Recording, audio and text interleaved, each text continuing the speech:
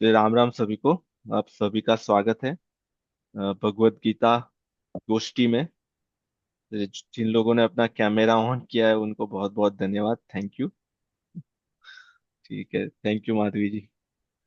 चलिए। तो आज हम जो दूसरा अध्याय है भगवत गीता का, जिसका नाम है सांख्य योग, उसके दो श्लोक की चर्चा करेंगे, 64 और 65, है ना। तो ये जो विषय चल रहा है, इसके पहले अगर आप में से कुछ लोग थे जब हम इसके पहले जो 62 और 63, है ना, 62 और 63 के बारे में जब चर्चा की थी, ध्यायतो विषयान पुंस, है ना, संगस्ते सुपजायते। तो उसके पहले का जो विषय चल रहा है, उसमें अर्जुन जी भगवान श्री कृष्ण को प्रश्न पूछते हैं ना। उनका प्रश्न है स्थित प्रज्ञ के बारे में। स्थित प्रज्ञ कौन होते हैं, वो कैसे चलते हैं, कैसे बैठते हैं, उनका व्यवहार कैसा होता है, उनका आचरण कैसा होता है ना। तो इसके पहले प्रश्न आएगा कि स्थित प्रज्ञ क्या है ना। तो इसमें जैसे दो शब्द है, स्थित और प्रज्ञ। स्थित तो हम सभी को पता है, जो स्थिर हो, जो बहुत हिले डुले नहीं, जिसमें इतना अ, विचलित ना हो, उसको कहते हैं स्थित, स्थिर ना। जो स्टेडी है, जो हिलता नहीं है। और प्रज्ञ का अर्थ है बुद्धि ना, या हमारा विवेक। यहाँ पे एक ही समझ सकते हैं, बुद्धि समझे या विवेक समझे, पर जिसकी बुद्धि स्थित हो गई है, जिसकी बुद्धि स्थिर हो गई है, जिसकी जो बुद्धि है, जो विजडम है, विवेक है, वो विचलित होता रहता नहीं है, जो बदलता नहीं रहता ना। आज कुछ और कह रहे हैं, कल कुछ और कह रहे हैं ना। जिनका ज्ञान स्थित हो गया है, वो स्थित प्रज्ञ है। तो अर्जुन जी का यही प्रश्न था कि हमें कैसे पता चलेगा, अगर हम किसी से मिलेंगे तो हमें कैसे पता चलेगा कि ये स्थित प्रज्ञ है। क्योंकि जो ये जिसकी बात कर रहे हैं स्थित प्रज्ञता, वो बाहर से नहीं पता चलेगा, वो अंदर की स्थिति है ना। हमारी बुद्धि में क्या चल रहा है, हमारे मन में क्या चल रहा है, वो बाहर कैसे पता चलेगा ना। वो तो हमारे अंदर की बात है।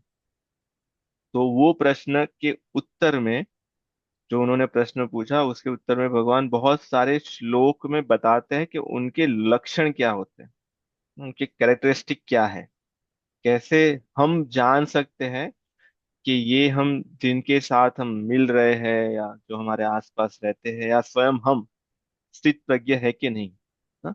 उसी के विषय में इस श्लोक में स्थित प्रज्ञता के और क्या लक्षण है उसकी बात करते हैं। ठीक है। तो इस श्लोक को हम पहले पढ़ेंगे, और फिर उसके बाद इस पे हम डिस्कशन करेंगे। ठीक है, तो मैं आरंभ करता हूँ।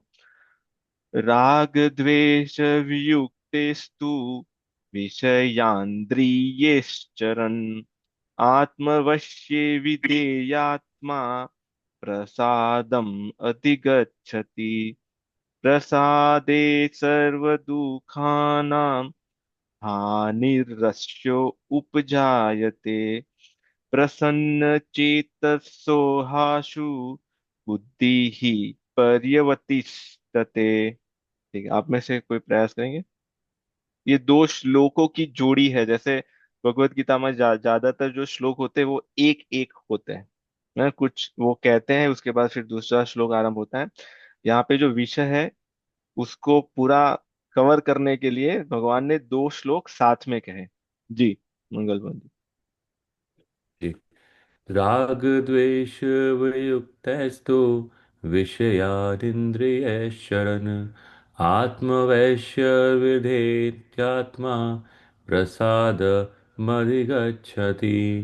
प्रसादे सर्वदुःखानां हानिरस्योपजायते। प्रसन्नचेतसो ह्याशु बुद्धिः पर्यवतिष्ठते। जी, बहुत अच्छा, बहुत अच्छा। और अगर जी। आपको नहीं भी आता तो भी आप प्रयास कर सकते हो।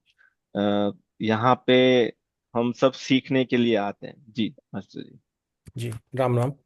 राग द्वेष वियुक्तस्तु विषयानिन्द्रियश्चरन् आत्मवैश्यवृद्धेयात्मा प्रसादम् अधिगच्छति प्रसादे सर्वदुःखानां हानिरस्योपजायते प्रसन्नचेतसो ह्याशु बुद्धिः पर्यवतिष्ठते। ठीक है जी, बहुत अच्छा।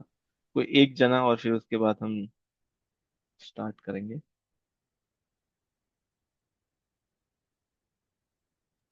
जी। मैं पढ़ती हूँ। जी कविता जी।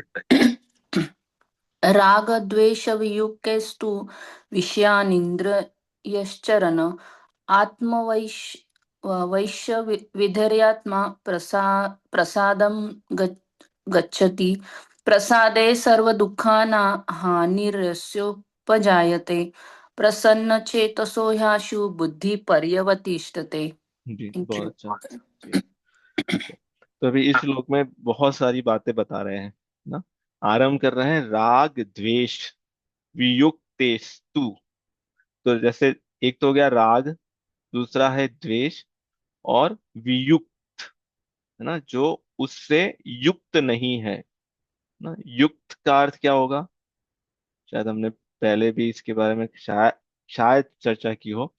एक तो होता है युक्त, दूसरा होता है वियुक्त, है ना। तो यहाँ पे राग द्वेष युक्त की बात नहीं कर रहे हैं, यहाँ पे कह रहे हैं राग द्वेष वियुक्त, है ना।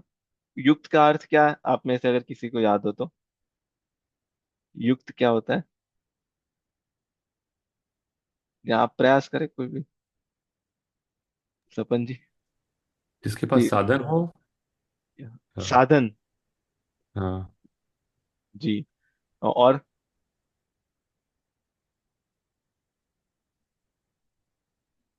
हम क्या कहते हैं ना, इसमें इसमें ये चीज युक्त है ना, जो इसमें। जी, कुछ कह रहे हैं कपिल जी। इंक्लूडेड और हाँ जी, इंक्लूडेड है ना, जो मिला हुआ है उसमें, जो उससे लगा हुआ है ना। तो यहाँ पे कह रहे हैं जो राग द्वेष, जो राग द्वेष से मिला हुआ नहीं है, जो राग द्वेष से युक्त नहीं है, वो है राग द्वेष वियुक्त। वियुक्त का अर्थ है जो इसमें मिलता नहीं है, जो इसके साथ लगा हुआ नहीं है, जो उसमें है नहीं, है ना। जैसे हम कहते हैं कि, कह सकते हैं कि ये भोजन में नमक युक्त है ना, तो मतलब इस भोजन में नमक है। पर वियुक्त है का मतलब ये जो खाना बनाया है उसमें नमक सॉल्ट नहीं है। तो जिसके अंदर राग द्वेष नहीं है ना, वहां से आरंभ करते हैं वो, जिसके अंदर राग द्वेष नहीं है। तो अभी राग और द्वेष, ये दोनों चीजें समझने की आवश्यकता है, ये बहुत ही खतरनाक है ना। इससे ही हमारे जीवन में जो भी समस्याएं हमें दिखती है ना, वो ये राग और द्वेष से आती है।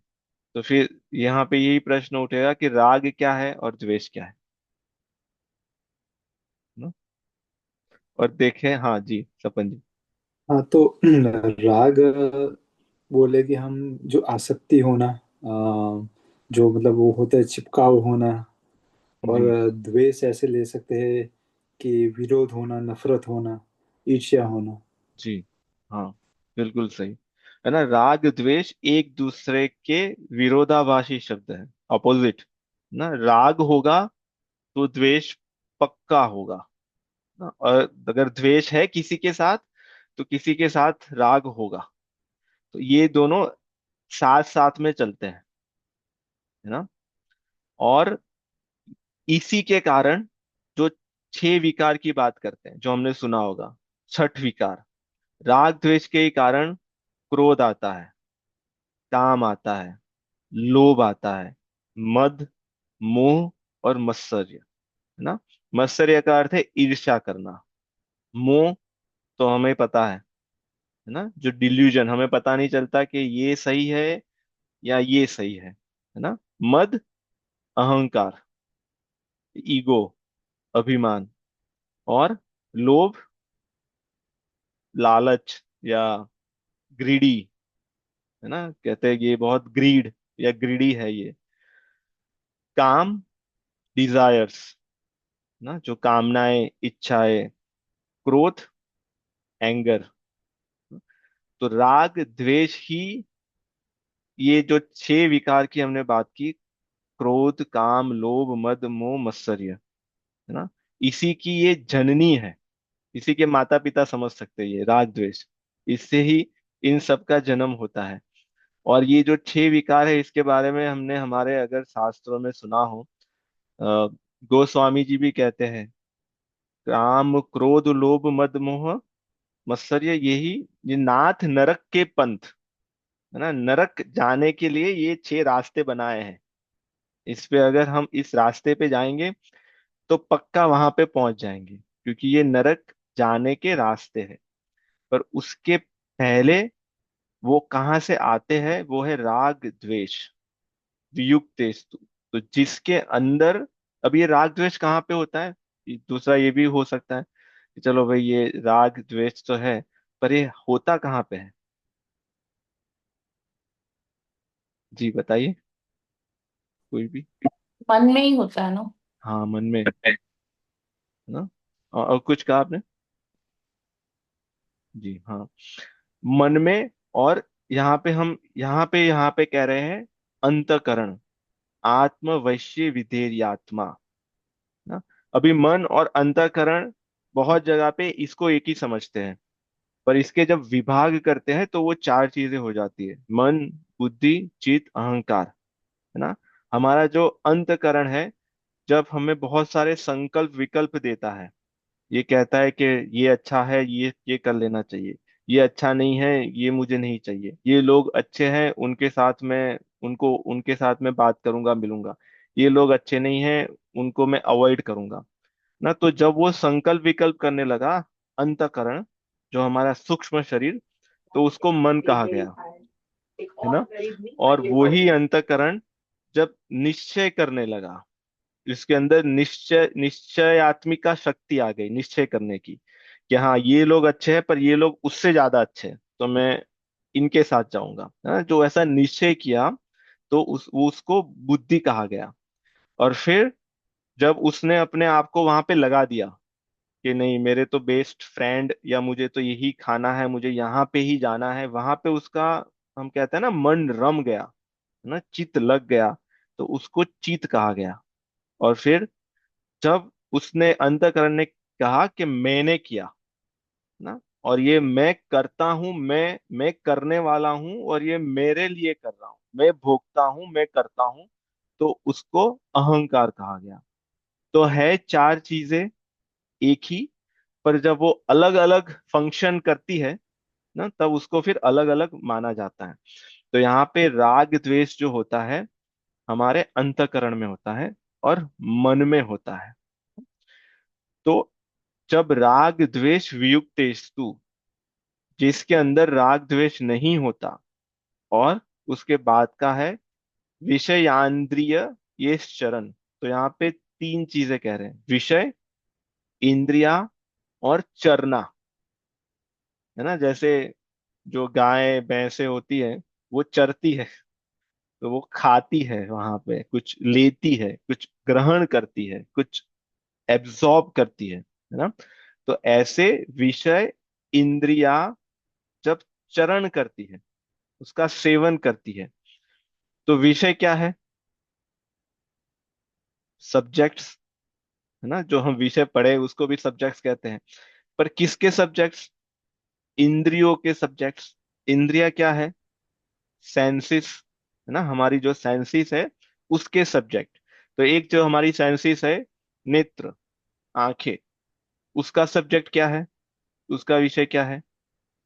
दृश्य। दृश्य, है ना, देखना, वो देखती है, उसको वो अच्छा लगता है, जिसका जो सब्जेक्ट होता है उसको उसमें अच्छा लगता है, वो वही कर सकती है ना। आंख सूंघ नहीं सकती, क्योंकि आंख का विषय गंध नहीं है ना। नाक का विषय है गंध, स्मेल। कान का विषय है शब्द, तो वो वही करती है। तो ये सभी इंद्रियों के अपने अपने विषय है, जिसमें वो एक्सपर्ट्स है। उसके लिए उसको बनाया ही उसके लिए गया है कि ये इंद्री जो है, ये जो सेंस है, इस विषय का बहुत अच्छे से उपयोग करेगी, है ना। तो यहाँ पे कहते हैं कि अगर वो स्थित प्रज्ञ, जिसके अंदर राग द्वेष नहीं है, वो इंद्रियों से विषयों का सेवन करता हुआ भी उसमें आसक्त नहीं है ना। क्योंकि इसके पहले का जो श्लोक था 62 और 63, उसमें ये कह रहे थे, ध्यायतो विषयान पुंस संगस्ते सुपजायते, है ना। अगर विषयों का चिंतन भी करते हैं तो उससे फिर कामना, संग या आसक्ति होने लगती है ना। उसके बाद फिर क्रोध आता है, क्योंकि सारी जो हमारी डिजायर्स या इच्छाएं होती है वो पूर्ण नहीं होती ना। तो उससे फिर काम, क्रोध आता है। अगर पूर्ण हो गई तो फिर लोभ होता है। लोभ होने से फिर और चाहिए, दिल मांगे मोर। पर कहीं ना कहीं जाके वो डेड एंड आ जाता है, तो फिर वो क्रोध आता है ना। क्रोध से हमारी जो स्मृति है, स्मृति भ्रंशात बुद्धि नाशो ना, हमारी जो स्मृति है जिसमें हमें ये ज्ञान होता है कि ये अच्छा है, ये बुरा है, ये नहीं करना चाहिए था, यही करना चाहिए था इत्यादि, उसका नाश हो जाता है। उससे बुद्धि का नाश हो जाता है, विवेक, विजडम नहीं रहता, और उससे फिर जीव का नाश होता है। तो वहां पे तो कह रहे हैं कि विषयों का चिंतन करने से भी नाश हो सकता है। पर यहाँ पे कह रहे हैं कि ये विषयों का सेवन करते हुए भी वो उसको प्रसाद मिल सकता है ना। तो ये 62 और 63 में ऐसे मनुष्यों की बात कर रहे हैं जो राग द्वेष से वियुक्त नहीं है ना। अगर राग द्वेष है तो उसका सिर्फ चिंतन ही किया है, अभी तक गुलाब जामुन खाया नहीं, सिर्फ चिंतन ही किया, उससे भी पतन हो सकता है ना। पर अगर राग द्वेष नहीं है तो गुलाब जामुन खाने से भी पतन नहीं हो सकता ना। मतलब गुलाब जामुन तो बहुत ही क्या कहते हैं, निर्दोष विषय है। ऐसे बहुत भयंकर भयंकर विषय होते हैं, है ना। हम बहुत लोग सोच सकते हैं उसके बारे में, है ना। जी, मंगलवान जी। जी भैया, तो जो किसी को भूख लगी, तो वो वो विचार क्या है? मतलब वो राग है या नहीं? जी हाँ जी बिल्कुल भोजन से सही। राग है कि नहीं? जी ठीक है। तो इसको, हाँ, तो अगर हम देखें राग द्वेष होता क्यों है, पहले तो, है ना, वो किसके लिए हम राग द्वेष करते हैं। जैसे अगर मुझे मेरी गाड़ी से बहुत राग है ना, आसक्ति है, very attach to the cars, और ये बहुत ही नॉर्मल, ये बहुत ही देखने में आता है। तो क्यों है राग? क्यों? क्योंकि मैं सही में मेरी गाड़ी की बहुत टेक केयर करना चाहता हूँ। आई वॉन्ट कि मेरी कार हमेशा हैप्पी रहे, और ऐसी ही हेल्दी रहे, स्वस्थ रहे। क्या मैं उसकी सही में सेवा करने के लिए मेरा उसके साथ राग है? एक प्रश्न हो सकता है। गाड़ी की जगह पे आप किसी को भी रख दीजिए, किसी व्यक्ति को रख दीजिए, है ना। जैसे अगर मुझे मेरे बेटे से राग है, तो क्या मेरा राग उसके लिए है कि मैं उसको प्रसन्न करना चाहता हूँ, उसकी सेवा करना चाहता हूँ, मुझे उससे कुछ नहीं चाहिए, है ना।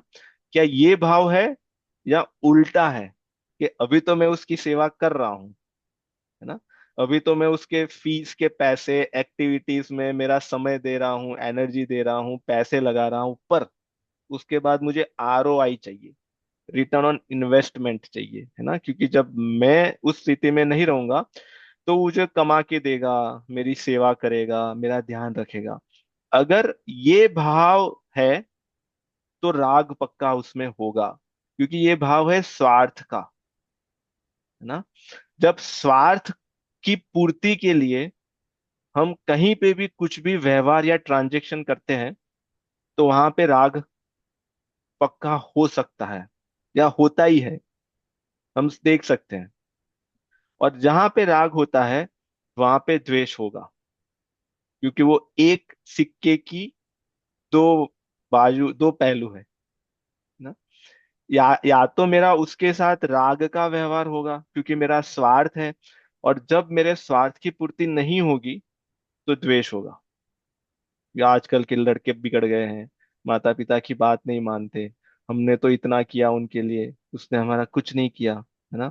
जब हम छोटे थे तो हम अपने माता पिता की सब कुछ करते थे, हमने उनके लिए सब कुछ किया, इन्होंने हमें कुछ भी नहीं दिया, इत्यादि। ये सब हम समाज में व्यवहार में देख सकते हैं। तो ये राग के कारण द्वेष आया।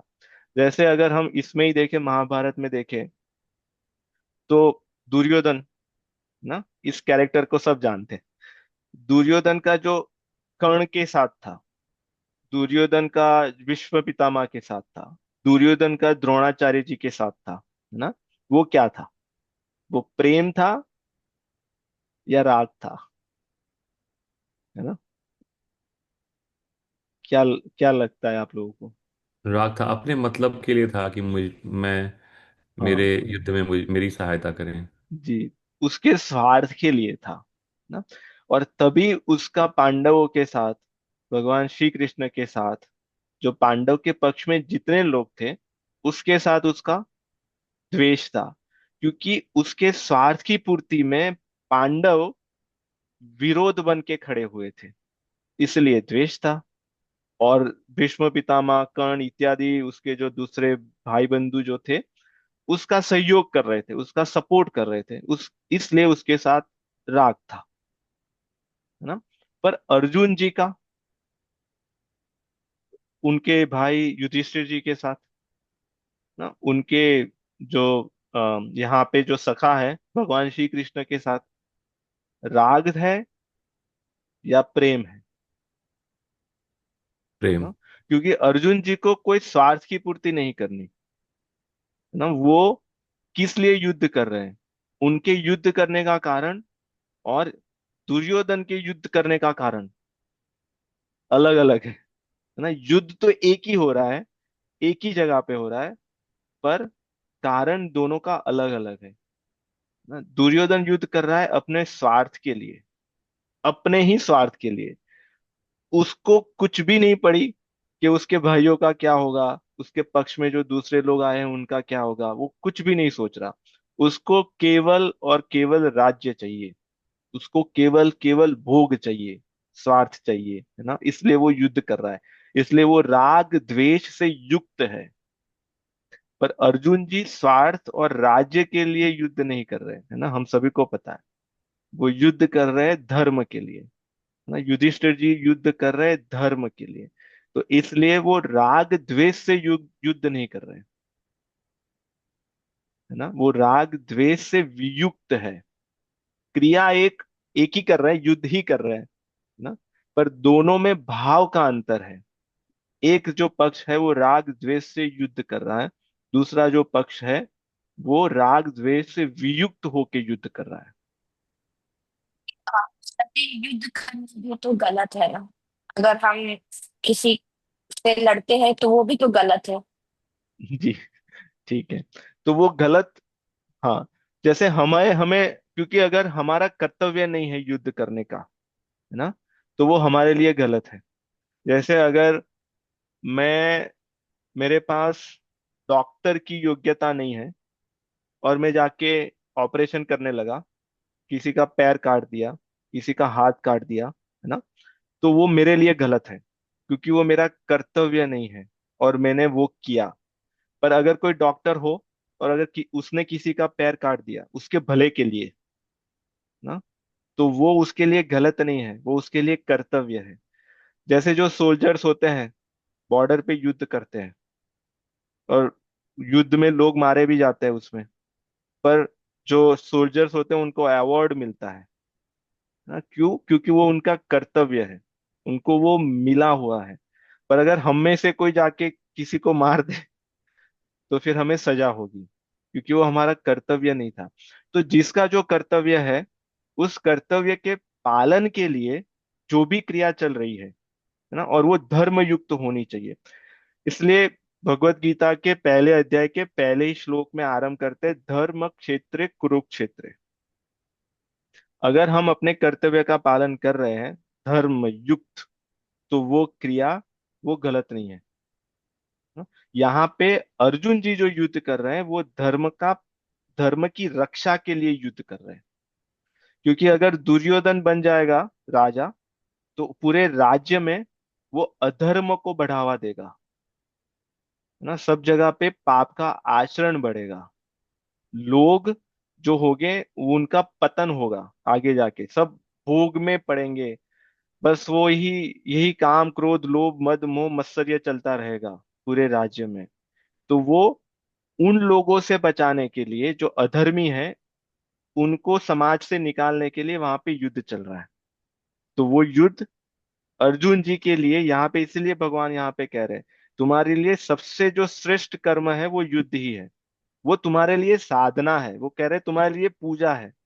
क्योंकि अर्जुन जी ने तो कहा था कि मुझे युद्ध नहीं करना, मुझे मैं छोड़ जाके मैं जंगल में जाके वहां पे मैं योग करूंगा, वहां पे मैं जप करूंगा तप करूंगा और भीख भिक्षा मांग के मैं अपना जीवन चला लूंगा। तो भगवान उसको पूजा नहीं मान रहे हैं, भगवान कह रहे हैं ये तुम्हारा कर्तव्य है क्योंकि तुम क्षत्रिय हो, और ये कर्तव्य रूपी जो पूजा तुम्हें मिली है वो युद्ध रूप में करो। तो वो उनके लिए साधना है, अर्जुन जी के लिए, क्योंकि वो धर्म के पक्ष में अपने कर्तव्य का पालन कर रहे हैं। तो इसलिए क्रिया बाह्य रूप से देखने से नहीं हम कह सकते अगर वो धर्म युक्त है कि ये गलत है या अ, अधर्म रूप है या धर्म रूप है ना। जैसे कुछ क्रियाएं जो कही गई है हमारे शास्त्रों में, वो तो सभी के लिए सब परिस्थिति में सब काल में वो तो किसी को नहीं करनी चाहिए ना। जैसे मदिरा का पान करना ना, जो पीना जो होता है, ड्रिंक करना, जुआ खेलना, है ना, दुष्ट क्रिया करना, और उसके बाद पर स्त्री पर पुरुष ना, जो extra marital affairs etcetera etcetera, तो वो, और उसके बाद चौथा पानम, और हाँ, जीवों की हत्या हिंसा करना किसके लिए, अपने भोग के लिए ना, जो मांसाहार इत्यादि है। इस इस चार वस्तुओं को, चार चीजों को कभी नहीं करना चाहिए, है ना, इस क्रिया को कभी नहीं करना चाहिए। ऐसे हमारे स्क्रिप्चर्स कहते हैं, ऐसे हमारे शास्त्र कहते हैं ना? पर जो दूसरी जो क्रियाएं जो दिखने में आती है, वो हमारा कर्तव्य क्या है, हम उसको धर्म पूर्वक कर रहे हैं कि नहीं कर रहे हैं, और हमारा भाव क्या है, राग का है द्वेष का है, उसके बाद वो निश्चित होता है कि वो पापमय है या पुण्यमय है ना। इसमें जैसे एक ये भी हो सकता है कि जैसे हम दान दे रहे हैं किसी को ना, देखने में बहुत अच्छा लगेगा कि ये दान दे रहे हैं, पर दान देने के पीछे का भाव क्या है मेरा। अगर दान देने के पीछे का भाव मेरा ये है कि मुझे लोग जानेंगे, मुझे इस जगह पे मेरा नाम लिखा जाएगा, और लोग जब उसके बाद आएंगे तब मेरे बारे में बात करेंगे, अगर उस भाव से मैं दान दे रहा हूँ तो उस दान का जो फल है वो नहीं मिलेगा, विपरीत मिलेगा। तो ये दान की भी क्रिया जो बहुत बाहर से बहुत अच्छी लग रही है ना, ये गलत है।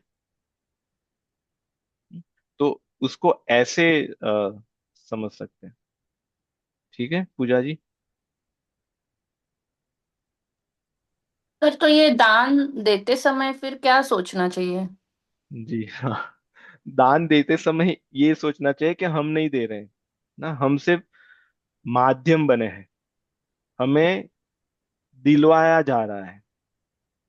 क्योंकि अगर हम ऐसे सोचें, जो दान हम जो दे रहे हैं, जो भी वस्तु का दे रहे हैं, है ना, जैसे हमने दान दिया, अम, जैसे भोजन का दान दिया किसी को, है ना, तो वो भोजन बनाने के लिए जो वस्तुएं आई थी, क्या उसको हमने प्रोड्यूस या हमने प्रकट किया, नहीं ना, वो कहीं से मिला। मतलब जो भी हम कर्म करते हैं उसमें हमें लगता है कि हमने किया, उसमें बहुत सारे लोगों का योगदान होता है, कंट्रीब्यूशन होता है। जैसे टूल्स होते हैं, है ना, जैसे हम जो भी कार्य करते हैं, आंख से करते हैं, हाथ से करते हैं, पैर से करते हैं, बुद्धि से करते हैं, क्या वो बुद्धि हमने बनाई, नहीं, हमें किसी ने दी, किसी के माध्यम से हमें वो मिली, है ना। फिर करण होते हैं, उपकरण होते हैं, स्थल होता है, अगर जगह ही नहीं हो तो हम कुछ कार्य नहीं कर पाएंगे, है ना। समय होता है, अगर समय ही नहीं है तो कुछ कार्य नहीं हो पाएगा। तो हम जो भी कार्य कर रहे हैं उसमें बहुत सारी चीजों का योगदान है, तो इसमें हम ये नहीं कह सकते कि ये हमने किया ना। तो अगर हमने जो किया है उससे हमें जो मिला है, उसमें भी ऐसा नहीं सिर्फ हमारा ही अधिकार है 100%। तो इसलिए हम जो दे रहे हैं वो हमारा नहीं दिया, हमें किसी ने दिया था, वो हम पास ऑन कर रहे हैं ना। जैसे पोस्टमैन होता है, वो चिट्ठी कहीं से लाता है कहीं दे देता है, बस उसका उतना ही काम है। उसमें उसको अहंकार नहीं होता कि देखो मैंने उनको कुछ दिया, मैंने पासपोर्ट दिया। उन्होंने पासपोर्ट दिया नहीं है, पासपोर्ट की डिलीवरी की। पासपोर्ट एम्बेसी थे आया था, है ना, और उन्होंने पासपोर्ट जिसका था उसको दे दिया। तो इससे मिडल मैन थे। तो हम भी जो दान दे रहे हैं या किसी की सेवा कर रहे हैं, तो हमें कहीं से मिला था, मैं हमने पास ऑन कर दिया, है ना? और ये जब पास ऑन नहीं होता, सब अपने ही पास रखते हैं सब कुछ, तब फिर वो अहंकार को बढ़ावा देता है, अभिमान को बढ़ावा देता है। तो वो लगता है अरे हमारे पास इतना है, हम इतना जानते हैं। इसलिए ज्ञान के बारे में भी हमने भी सुना होगा कि ज्ञान बांटते रहना चाहिए ना, बांटने से बढ़ता है। क्यों? क्योंकि फिर अहंकार नहीं होता। तो बहुत सारे लोगों का ऐसा, ऐसे हम स्कूल में थे तो आप लोगों ने भी ऐसे देखा होगा, कुछ लोग होते हैं शेयर नहीं करते, कुछ भी नहीं करते ना। उनको रहता है कि अगर मैं शेयर करूंगा तो इनके मार्क्स ज्यादा आ जाएंगे, इनके ग्रेड्स ज्यादा आ जाएंगे, है ना। तो ऐसे सब जगह पे देखने में आता है। तो जितनी भी चीजें हमारे पास है, हमें बांटनी चाहिए ना। तो हाँ, तो इसमें ऐसे भाव ना हो कि हम दे रहे हैं। तो है? जी, साक्षी जी आपका भी शायद आपने हाथ उठाया था। हाँ जी, थैंक यू जिगर जी। बस वो ये पहला अध्याय जो भाई एक्सप्लेन कर रहे थे, मैंने अभी गीता जी का खत्म किया पहला अध्याय, तो बड़े अच्छे से आपने एक्सप्लेन किया। और पूरा आई मीन जो अर्जुन जी का कंफ्यूजन था, that is what is the first अध्याय इज, और आपने बड़े अच्छे से एक्सप्लेन किया, तो मैं वो बोलना चाह रही थी। और कहीं ना कहीं मेरे माइंड में बस एक ये क्वेश्चन आता है कि ये शुरू क्यों हुआ। अ, अगर धृतराष्ट्र ही राजा बनते, क्योंकि वो एल्डर सन थे, इवन दो उनकी आंखें नहीं थी, बट अगर वो बनते तो शायद ये कुछ भी नहीं होता। तो जी आई मीन ये एक थॉट रहती है मन में कि अगर वो ही होते राजा तो उनके आगे बच्चे ऑफ कोर्स जो भी जैसे हेरिडिटरी प्रिंस या जो भी किंग बनते, तो ये तो होता ही नहीं कुछ भी। तो कहीं वहां से गलती है कि जी just these are the thoughts that come to the mind कि अगर वो होते तो ये सब कुछ भी नहीं होता। हाँ ठीक है, तो हम स्टेप बैक जाते हैं, है ना। तो दो भाई थे, हाँ। धृतराष्ट्र और पांडु ना। जो हम्म। पांडु थे वो छोटे थे, हाँ जी। धृतराष्ट्र थे वो बड़े थे, है ना। और जो नियम होता है, वो जो बड़े होते हैं, है ना, और बड़े जब योग्य होते हैं तो उनको ही युवराज बनाते हैं, और उसके बाद फिर युवराज राजा बनते हैं ना। हाँ ये जी। ये सभी जगह पे ये नियम है, ये यही शास्त्रों में नियम है। तो दो चीजें देखते हैं, बड़े भी देखते हैं और योग्यता भी देखते हैं। तो अभी ऐसे देखा जाता है, कहा जाता है कि धृतराष्ट्र की आंखें नहीं थी, देख नहीं पाते थे, इसलिए पांडु जी को राजा बनाया, है ना। पर वो आंखें नहीं थी, एक तो बाहर की आंखें नहीं है, हाँ? दूसरी वो समझ नहीं है राज्य चलाने की, धर्म की समझ नहीं है। तो धृतराष्ट्र के अगर विषय में हम देखें, तो सिर्फ बाह्य आंखों की बात नहीं कर रहे, वो हम्म। अंदर की आंखों की बात कर रहे हैं। वो विवेक नहीं है, वो समझ नहीं है कैसे राज्य को चलाना चाहिए, धर्म क्या होता है, अधर्म क्या होता है, इत्यादि चीजें जो पांडु में थी, जो पांडु जी में थी, इसलिए बट उनको राजा बनाया गया। और ये पर डिसीजन भी जो तीसरा भाई था विदुर, उसके ऊपर छोड़ा, वो भी तो छोटा ही था। इंस्टेड अगर भीष्म पितामह ये डिसीजन लेते तो बेटर जी हमें जी, डिसीजन लेना, ये डिसीजन विदुर को क्यों लेने दिया। तो उसमें विदुर जी और कृपाचार्य जी और भीष्म पितामह जी और सबने मिलके ये निश्चित किया ना। और इसमें सभी की राय होती है इसमें। पर यहाँ पे ऐसे होता है कि जहाँ जिसको जो लोग बड़ा मानते हैं कि इनको धर्म की ज्यादा समझ है, जैसे विदुर जी जो धर्मराज है, जिनको हम यमराज के नाम से जानते हैं, पूरी सृष्टि में धर्म का जो इन्फोर्समेंट है ना, इन्फोर्समेंट जो एजेंसी है, जिसके हेड है, वो यमराज है। हम्म। जो धर्म का जो नियम बनाया है भगवान ने, उसको इन्फोर्स करने का कार्य यमराज के पास है। उनके ही अवतार है विदुर जी, हम्म। ना, जो 12 महाजन की बात करते हैं हमारे शास्त्रों में, उसमें विदुर जी एक है, उसमें भीष्म पितामह जी है। तो विदुर जी को पता है धर्म क्या है, अधर्म क्या है, क्या होना चाहिए क्या नहीं होना चाहिए, है ना, इसलिए विदुर नीति भी बहुत ही प्रख्यात है। तो उनके आधार पे सबने निश्चय किया कि जो विदुर जी ने जो तय किया है वो सही रहेगा, क्योंकि वो सही रहेगा राज्य को देख के, प्रजा को देख के, क्योंकि जो भी निर्णय लिया जाता है वो ज्यादातर सभी के लोगों के लिए हितकर हो, वैसे ही निर्णय लेते हैं सभी जगह पे, ऐसे ही लेना चाहिए, है ना। तो इसीलिए पांडु जी को राजा बनाया गया। और फिर जब पांडु जी को वो रोग हो गया और फिर उसके बाद उन्होंने राज्य को त्यज दिया। हाँ, तो अब क्या डिसीजन होना चाहिए, ये भी एक नेक्स्ट क्वेश्चन है मेरे माइंड में हाँ कि वो तो छोड़कर चले गए, तो फिर अब जो पीछे तो धृतराष्ट्र जी ने ही टेक केयर किया पूरे जी। तो राज्य का। वो स्टॉप गैप सॉल्यूशन था, वो एक होता है ना कि एक वर्क अराउंड अभी, पर टेम्पररी, क्योंकि इसके बाद के जो अधिकारी है वो अभी बहुत ही छोटे हैं, है ना, हम्म। युधिष्ठिर जी, वो अभी हाँ जी। तैयार नहीं है। तो जब तक वो युवराज ना बन जाए, वो योग्यता प्राप्त करके वो प्रमाणित ना कर दे, वो प्रूव ना कर दे कि वो तैयार है करने के लिए, तब तक धृतराष्ट्र को वो राज्य दिया गया। तो वो राजा भी कह सकते हैं, या फिर ऐसा भी कह सकते हैं कि वो कहते हैं ना, गार्जियन कहते हैं, वो देखभाल हम्म। कर रहे हैं, है ना, उसकी देख रेख कर रहे हैं वो। तो वो उसी के लिए था, वो वहां तक ही था वो। तो जब इसीलिए जब वो बड़े हो जाते हैं, तब भीष्म पितामह और विदुर जी कहते हैं कि अभी जो पांडव है उनको वापिस लाओ हस्तिनापुर में। हस्तिनापुर में लाने के बाद फिर उनको द्रोणाचार्य जी से, कृपाचार्य जी से शिक्षा देते हैं, क्योंकि उनको अभी तैयार करना है ना, क्योंकि हम्म। युधिष्ठिर जी बड़े भी थे और जो राज्य के लोग थे वो भी उनको बहुत चाहते थे। क्योंकि एक तो वो होता है कि पता चल जाता है ना, वहां के लोगों को पता चल जाता है कि भाई नहीं, ये हमारे लिए ज्यादा अच्छे रहेंगे, क्योंकि ये धर्मों का पालन करते हैं और धर्मों को जानते हैं। तो फिर जब ये बारी आई कि चलो अभी युधिष्ठिर जी को देते हैं, तभी फिर ये राग से युक्त हो गए थे, क्योंकि इनकी इच्छा थी कि नहीं, अभी तो मुझे दुर्योधन को देना है ना। तो ये वही जो जो निश्चित किया था, अगर उसी का पालन होता तो फिर ये महाभारत युद्ध नहीं होता।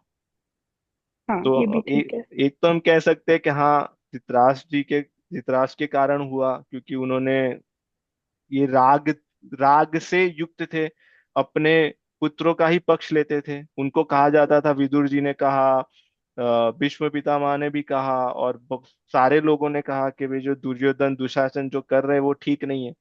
और वो मानते भी थे कि हाँ, ये जो कर रहे हैं ठीक नहीं है। पर उसके बाद कुछ और आगे एक्शन नहीं ले पाते थे, क्योंकि वो अपने पुत्रों से आसक्त थे, अटैच थे। वो राग था, इसलिए पांडवों के साथ द्वेष था। तो बहुत हाँ। अच्छा एक्सप्लेन किया आपने, थैंक यू सो मच। ये मैं बस ऐड करूंगी, नेटफ्लिक्स पे महाभारत एआई में दिखा रहे, it's really easy to understand. थोड़ा मतलब एआई में है तो वो इमेजेस थोड़े लगते फनी, लेकिन जो स्टोरी है वो काफी अच्छे से समझ आती है। If someone is interested, it's really good to watch. जी। Thank you Jagat ji. जी। आप कुछ कह रहे थे क्या, गुरबंद जी? हाँ जी, मैं वही वो प्रश्न पे ही बोल रहा था कि जैसे आपने बताया कि धृतराष्ट्र को राज्य से भी राग था, और उन्हीं के साथ में जो दूसरे उनके भाई विदुर और खुद भीष्म पितामह, उनको उनको प्रेम था। अ, अगर उसको इस तरह से देखें तो, कि प्रेम है वो जनता से। वो राज्य नहीं चाहते, लेकिन वो ये ध्यान रखना चाहते हैं कि राज्य सही ढंग से चले। तो वो विदुर जो है मंत्री बन के बैठे हैं, जी। और वो भी मंत्री बन के बैठे हैं। जब सिंहासन खाली है तो भी वो टेक ओवर नहीं कर रहे। जी। वो बोल रहे हैं कि हम सही आदमी खोजेंगे जो भी इसके लिए उच उपयुक्त होगा। तो उन्होंने अपने क्राइटेरिया लगा के और धर्म के हिसाब से डिसीजन लिया। जी। पर वहीं पे वो राग का एग्जाम्पल जो आपने दिया हाँ। कि धृतराष्ट्र को राग था, इसलिए वो पहले भी वो चाहते थे, उनको नहीं मिला तो उनको द्वेष हो गया, पांडु से, उनके पुत्रों से, सबसे। और बाद में जब मिल गया तो उनको मोह भी हो गया उससे, जी। तो राज्य के सिंहासन से। जी, बिल्कुल। और इसमें आपने जो कहा ना, इस बहुत ही अच्छा पॉइंट आपने उठाया। जो राग होता है बहुत ही सूक्ष्म होता है। जैसे हम कहते हैं कि राज्य से राग नहीं है, परिवार से राग नहीं है। जैसे भीष्म पितामह जी का देखें, उनको राज्य से आसक्ति नहीं थी क्योंकि उनको राज्य नहीं चाहिए था। उनको लोगों से भी आसक्ति नहीं थी, है ना। उनको किसी के साथ आसक्ति नहीं थी। उनको सिर्फ एक चीज से आसक्ति थी, है ना। किससे? धर्म से, धर्म बोलेंगे या उनके वचन से। वचन से। उन्होंने जब प्रण लिया था, मेरा हाँ प्रण, है ना। हाँ हाँ। उन्होंने जो प्रण लिया था कि मैं हस्तिनापुर की गद्दी पे, उनके सिंहासन पे जो भी बैठेगा ना, मैं उसका साथ दूंगा। वो उनका जो प्रण था, उनकी आसक्ति सिर्फ उनके प्रण के कारण थी। इसलिए उनका ये हश्र हुआ। उनका राग और किसी से नहीं। उनको राज्य नहीं चाहिए था। उन्होंने अपना सिर्फ प्रण नहीं छोड़ा, प्रण से आसक्ति नहीं छोड़ी, है ना। उसके कारण भगवान ने उनको वो सजा दी, जो बाण। क्योंकि अगर आप महाभारत के जितने भी पात्र देखें, जिस प्रकार उन्होंने शरीर छोड़ा, है ना, सबसे भयानक उन्होंने ही शरीर छोड़ा। क्यों? क्योंकि वो धर्म को जानते थे। उनके पास योग्यता थी, उनके पास वो स्किल था, पावर था। वो चाहते तो सबको रोक सकते थे, तो भी उन्होंने सिर्फ अपने प्रण के कारण, अपने प्रण के प्रति आसक्ति के कारण ये सब होने दिया। उसी का ही फल उनको वहां पे दिया गया। हाँ? जी सपन जी। हाँ, तो going back to the same question right, जो साक्षी जी ने पूछा था, उसका जो आपने जो आंसर दिया वो बहुत ही मतलब मैं एक नियम तक ही मैं सीमित था, पर ये जो धर्म का जो आपने बताया, वो धर्म का एंगल मैंने कभी वो पढ़ा नहीं था और कभी मैंने देखा भी नहीं था। मतलब टीवी वगैरह में ऐसे बहुत आया नहीं था कि हाँ, नियम के अनुसार जो डिसेबल व्यक्ति है उसको नहीं बना सकते हैं। पर जो आपने धर्म का एंगल बताया कि हाँ, ये धर्म को समझे, तो हमने मतलब महाभारत देखी है, पर उसमें जो जिसके जो चरित्र देखे हैं, वो बच्चों के मतलब वो युधिष्ठिर, पांडव और कौरव के चरित्र देखे हैं। ये पांडु जी और धृतराष्ट्र जी का चरित्र हमने कभी देखा ही नहीं, मतलब जी, डिटेल में वो जाके। उसमें हो भी सकता है, पर हाँ। इसमें जैसे जो लोग कमर्शियली ये चीजें प्रेजेंट करते हैं, इसमें बस मतलब हमें यही कॉशियस रहना चाहिए इस चीज में, कि उनका जो पर्पस होता है, जो लोग भी प्रेजेंट कर रहे हैं कोई भी मीडिया के द्वारा, है ना, उनका पर्पस क्या होता है? उनका पर्पस उनकी टीआरपी होता है। हम्म। उनका पर्पस होता है कि भाई ज्यादा से ज्यादा व्यूज मिले, ज्यादा से ज्यादा लोग डाउनलोड करें, एटसेट्रा एटसेट्रा। तो उसके लिए वो कहते हैं ना, थोड़ी लिबर्टी ले लेते हैं। उसको कहते हैं क्रिएटिव लिबर्टी। थोड़ी लिबर्टी यहाँ से वहां ले लेते हैं, थोड़ा उसको और एग्जेग्रेटेड करने के लिए, ऐसी चीजें करने के लिए जिससे लोग तुरंत चिपक जाए अपना ट्रेलर देख के, कह रहे ये तो बहुत ही बढ़िया होगा।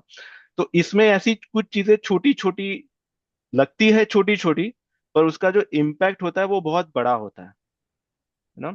तो इसलिए ऐसा नहीं कि नहीं देखना चाहिए, देखना चाहिए, बट विथ कॉशियस, ना। हम्म। क्योंकि जो ऑथेंटिक है महाभारत, है ना, ऐसा तो नहीं है जो जैसे गीता प्रेस की जो महाभारत है वो सबसे ऑथेंटिक है ना। उसमें किसी का टीआरपी के लिए या कमर्शियल के लिए वो नहीं लिखी गई।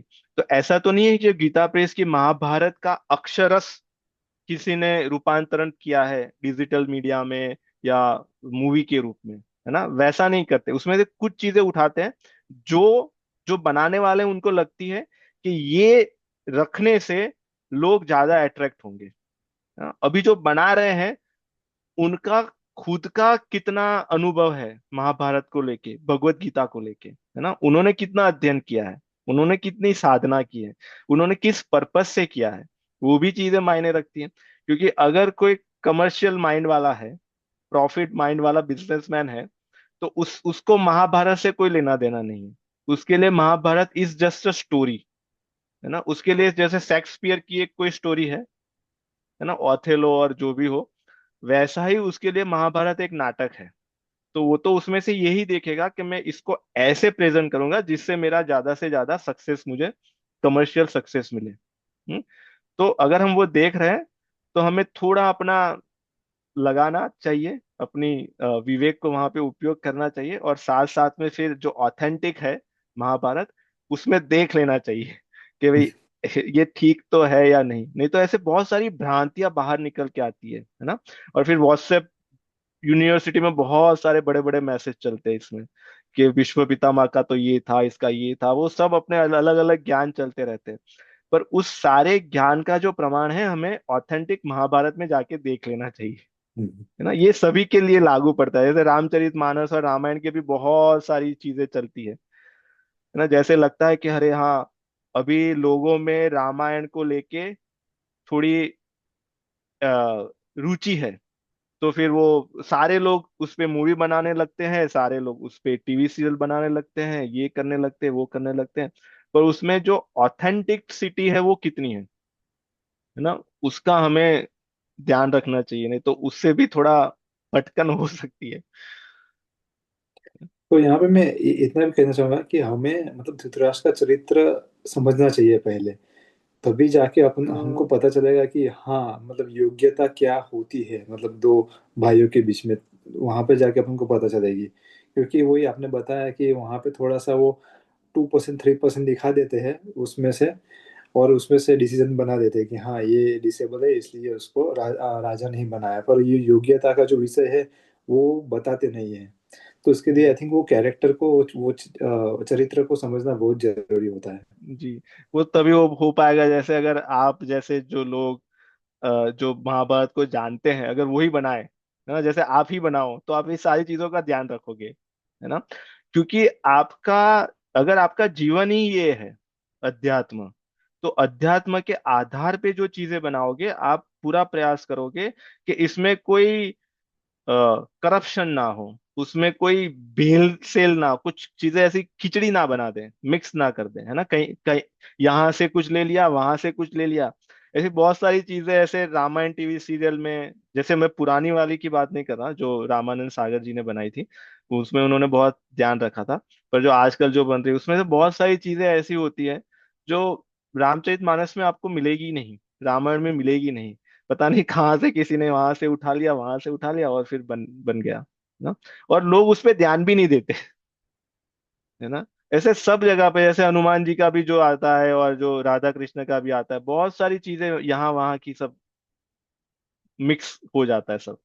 लोगों को अच्छा लगता है, म्यूजिक अच्छा है, जो कैरेक्टर कर रहे हैं वो अच्छे हैं, थोड़े अच्छे दिख रहे हैं, मेकअप वेकअप थोड़ा अच्छा है, सब सेट थोड़े अच्छे हैं, विजुअल इफेक्ट्स अच्छी है, तो उनको लगता है कि सब अच्छा है।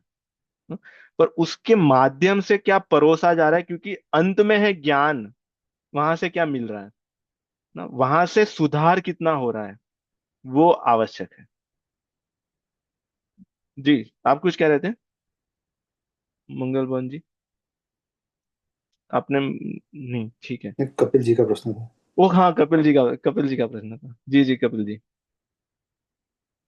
हाँ, मैंने अभी ये सब सुना ना, तो धर्म के लिए ये सब जो आपने बोला, अर्जुन जा रहे ने क्या संन्यास टाइप, जैसे मैं तो अपना अपना काम करूंगा, ये अ, युद्ध नहीं करूंगा, पर उसके लिए भगवान ने बोला, और सब ये गीता श्लोक किए तो अभी ये सब होने के बाद भी वो धर्म के बारे में हम डिस्कस कर रहे हैं। अभी भी वो सब कलयुग आ रहा है, सब कुछ वही मोह माया जी और ये कपट सब कुछ चल ही रहा है। तो जी उस टाइम भी अगर उन्होंने किया नहीं होता तो क्या हो जाता? लाइक वही तो चल रहा है अभी, इतना भगवान ने करके भी वही राउट पे आ गए हैं, जी वही सब चेंजेस वही आ गए। लाइक तो हर युग में भगवान आके वो करेक्शन करना चाहिए, अगर उनका था उसी टाइम से कि धर्म का पालन हो कि अच्छा चले, तो वो उसी टाइम उन्होंने उनको अर्जुन को गाइड किया। पर उसके बाद और आगे आगे जैसे जैसे चलते राजा महाराजा हो गए, युद्ध हो गए, अभी ये इसी टाइम तो न्यूक्लियर वॉर वो सब पॉलिटिक्स है, और हर एक बंदे का अलग अलग विचार और कपट जी। चल रहा है। तो हाँ ये क्यों हो रहा है? तो उसी टाइम जहाँ अर्जुन ने जो डिसाइड किया था वो भी नहीं किया होता, तो उसी टाइम से ही वो अभी जो हो रहा है वही हो गया ना। तो कंक्लूजन तो ऐसा नहीं कि उसी टाइम अगर भगवान ने किया तो अच्छा ही चल रहा है।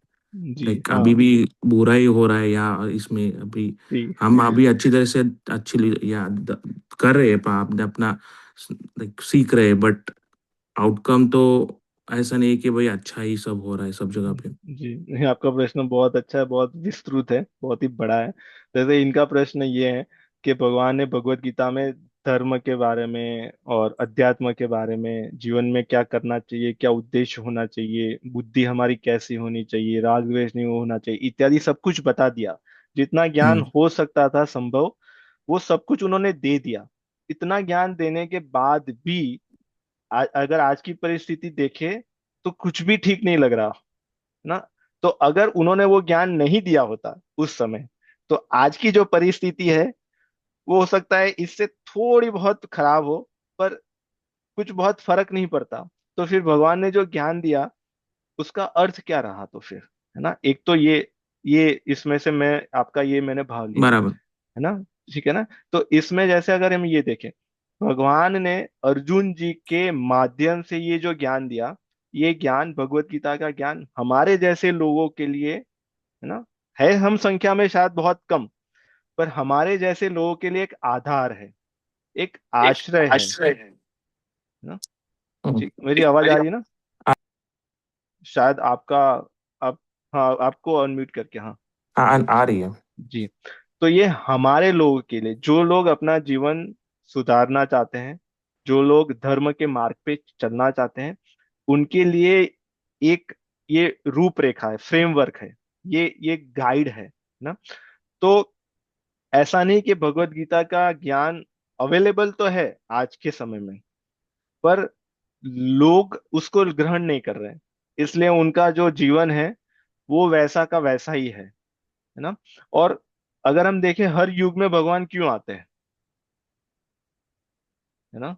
बदलाव लाने के यदा लिए। यदा ही धर्मस्य ग्लानिर्भवति भारत अभ्युत्थानम धर्मस्य तदात्मानं सुजाम्यहम्।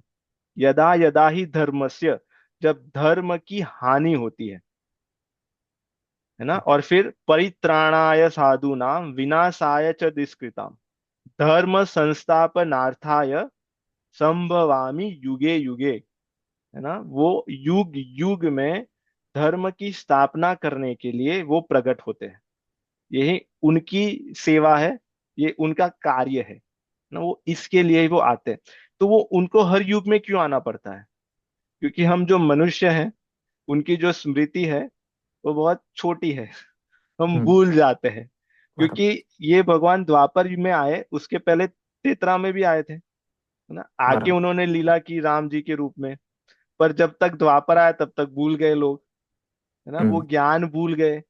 तो उसकी फिर से रीएस्टाब्लिश करने के लिए उनको वापस आना पड़ा। और उन्होंने सोचा कि उस समय तो जो मैंने लीला की थी, तब जो वाल्मीकि रामायण में जो श्लोक है वो बहुत सारे हैं, और रामचरितमानस में जो चौपाई है वो भी बहुत सारी है। तो उन्होंने सोचा कि द्वापर में लोग इतने बुद्धिमान नहीं है जितने तेतरा में थे, तो इसलिए मैं आपको सिर्फ 700 श्लोक देता हूँ, ओनली हम्म। 700, है ना। हम्म। ये जो भागवत महापुराण है उसमें भी 18,000 है ना, मंगल मोहन जी, 18,000 श्लोक है उसमें।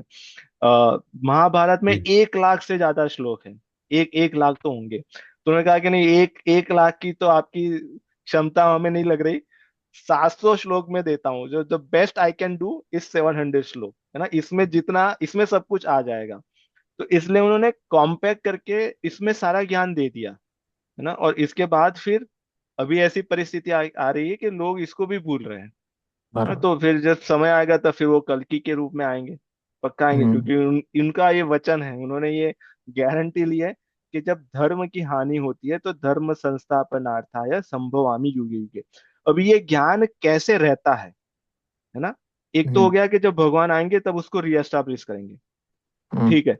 पर भगवान इतने फ्रिक्वेंटली थोड़ी ना आते हैं, जैसे हर 5 वर्ष में आ गए, हर 10 वर्ष में हम्म। आ गए, नहीं वैसे नहीं आते।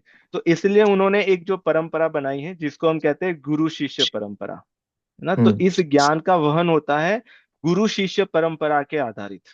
इस ज्ञान को जैसे वेद व्यास जी ने लिया, है ना, उन्होंने इस हम्म। ज्ञान को अपने पुत्र, उनके जो शिष्य थे सुखदेव जी को दिया। सुखदेव जी ने इस ज्ञान को अपने शिष्यों को दिया, अपने शिष्य को दिया। तो इस गुरु शिष्य परंपरा के आधारित ये सारा ज्ञान वहन होता रहता है। तो जब तक हमारे संस्कृति में गुरु शिष्य परंपरा बहुत अच्छे से चल रही थी, है ना, जिसको हम्म, हम कहते हैं वैदिक काल, जिसको हम correct, कहते हैं सुवर्ण काल, ना, बराबर। जिसको जहाँ पे कहा जाता है कि सोने की चिड़िया थी भारत, है ना। हम्म, सोने की चिड़िया तो नहीं कहना चाहिए, सोने का शेर कहना चाहिए। हम्म, है ना, चिड़िया तो बहुत कोई भी उसको एक्सप्लोइट कर सकता है। तो वो सोने का शेर शेर था। क्यों? क्योंकि ये ज्ञान गुरुकुल के माध्यम से, गुरु शिष्य परंपरा के माध्यम से घर घर में व्याप्त था, है ना। इसलिए लोग धर्म से थोड़ा भी हटते थे, तुरंत उनको घर में ही रोका जाता था कि नहीं, ये नहीं करना चाहिए, ये गलत है हम्म, ना। अपने आप से ही वो रुक जाते थे। अभी ये जो हमारा पूरा जो व्यवस्था थी, वो किसी ना किसी कारण, किसी ने अपने स्वार्थ के लिए उसको तोड़ डाली, उसको पूरी खत्म कर दी। इससे क्या हुआ, हमारे पास जो अभी जो ज्ञान है वो बिट्स एंड पीसीस में, कहीं ना कहीं यूट्यूब से कहीं ना कहीं सुन लिया, यहाँ से सुन लिया, वहां से सुन लिया, तो पूरा खिचड़ी ज्ञान बन गया है ना? तो इसमें बराबर। धर्म और अधर्म ऐसे घुल मिल गए हैं, जैसे राग द्वेष युक्त होता है तो पता नहीं चलता, है ना? जैसे पानी के अंदर अगर शक्कर डाल दो तो उस शक्कर को फिर हम्म, निकाल नहीं सकते। बराबर। ऐसे धर्म अधर्म आज हमारे जीवन में ऐसे ऐसे घुल मिल गए, क्योंकि हमारी जो व्यवस्था थी गुरुकुल की, वो व्यवस्था को हमने नकार दिया, है ना। हमने उसको, उसका हमने त्याग कर दिया। और जिन लोगों ने भी किया, उसका असर आज भी दिख रहा है हमें, ना। हम्म, जिन लोगों ने इसको किया था आज से 200 300 400 500, जैसे जब मुगल आए, तब मुगल ने ही देखा कि भाई नहीं, अगर इनको गुलाम बनाना है तो इनको गुरुकुल को तोड़ना पड़ेगा, है ना। और इसलिए उन्होंने हम्म, मंदिर क्यों तोड़े? क्योंकि गुरुकुल मंदिर में चलते थे, मंदिर के ही परिसर में, उनके ही कॉम्प्लेक्स में। मंदिर सिर्फ भगवान की पूजा या उसके लिए ही नहीं होते थे, उसमें गुरुकुल होते थे, उसमें गौशाला होती थी, बहुत सारी चीजें। इस इट्स सेल्फ इंस्टीट्यूट, है हम्म, ना। वहाँ पूरी इंस्टीट्यूट थी, जैसे जितने भी हमारे नालंदा और तक्षशिला, ये सारे मंदिर थे, उसमें लाइब्रेरी थी, सब कुछ था। तो उन्होंने देखा कि अगर इन लोगों को गुलाम बनाना है तो पहले इनको खत्म करना पड़ेगा। तो उन्होंने हमारा जो फाउंडेशन था उसको खत्म कर दिया, इसलिए हमारी जो गुरु शिष्य परंपरा थी वो हमारी ठीक बिखर है। गई, हम्म, टूट गई ना। तो यही यही होता है ना, यही यही होता है। और जब ये स्थिति और बिगड़ेगी, बहुत बिगड़ जाएगी, तब फिर वो आएंगे। हम्म।